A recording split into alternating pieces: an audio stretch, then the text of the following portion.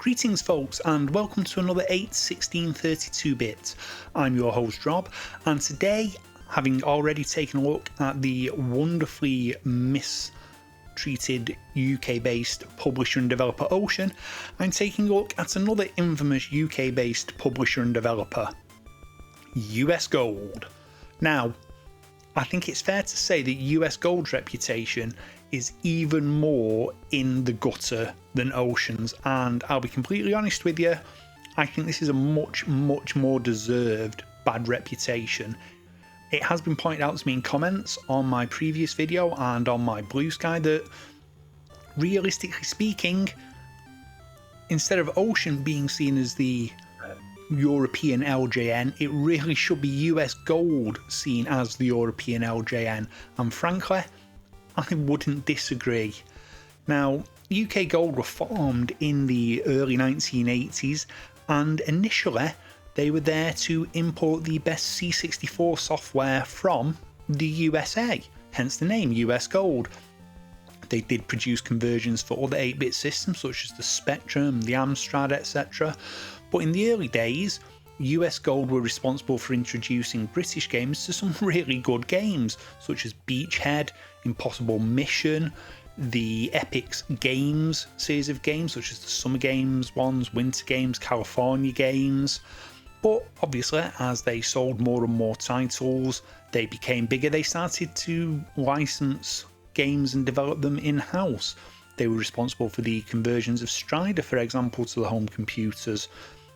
But this is where things start to go a bit pear-shaped for them, because despite the fact that they could still be responsible for a few good titles every now and then, such as the excellent Master System version of Road Rash, and being responsible for publishing the original Amiga and ST versions of Another World, also known as Out of This World, and Flashback, for example, there were far more stinkers in their collection.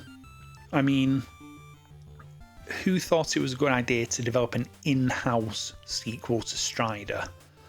Because this Strider 2 is utterly terrible. This is the Spectrum version, and it is just poor. It really is poor. It controls awfully, it looks terrible, it feels horrible. And this is where this reputation for US Gold for developing absolute shite comes from.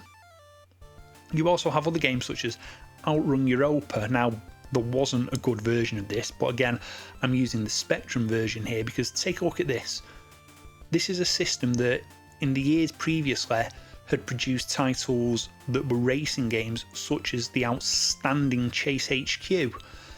And this is the best that US Gold and their developers could crap out onto a cassette and throw in a box and sling out to gamers. Now, that isn't to say that, there was no merit to some of the things that US Gold were trying at the time. I mean, here's Final Fight on the Spectrum. It's a damn good visual attempt at replicating the incredibly large and detailed graphics of the arcade game. The problem is it plays at about 4 frames a second, has terrible collision detection, and once it really starts to move, as you can see, it becomes a visual mess. Now, US Gold were infamous for farming a lot of these developments out to legendary, and I'm using the word loosely here, development studio Tiertex. Now, Tiertex were known for being fast and cheap. And frankly, with a lot of these licensed titles and in-house development ones, that's what US Gold were after. Fast, cheap versions of the games to get them out there onto the shelves and selling. For example, US Gold were responsible for the home computer versions of Outrun. None of these were particularly good, but they were huge sellers. In fact, when Outrun was released, it was the biggest selling game of the year, despite the fact that it got, at best, mediocre reviews and at worst got absolutely hammered. But this did not stop US Gold. Now, as I said, there were bright spots as we went into the console era, publishing Flashback for the Mega Drive, was a definite high spot for US Gold. It's an excellent game from the French developer Delphine Software. It plays brilliantly, and frankly it was a significant cut above anything else that US Gold were putting out at the time. They also handled the UK publishing for the conversion of Road Rash to the Master System, a game which, as I've said in a previous video, borders on the level of quality of early 16-bit titles, but they have a reputation for being shite, and it really is well deserved. We've already seen Strider 2, we've already seen Outrun Europa, but there were plenty of other titles that they just threw out there which were awful. And, you know, this reputation stuck with gamers but didn't seem to harm them financially, although they did disappear in the mid-90s after being purchased, and the name was just unceremoniously retired, never to be seen again. Now, as I said earlier on in the video, a lot of people have called Ocean Europe's LJN. No, this was Europe's LJN. US Gold were terrible.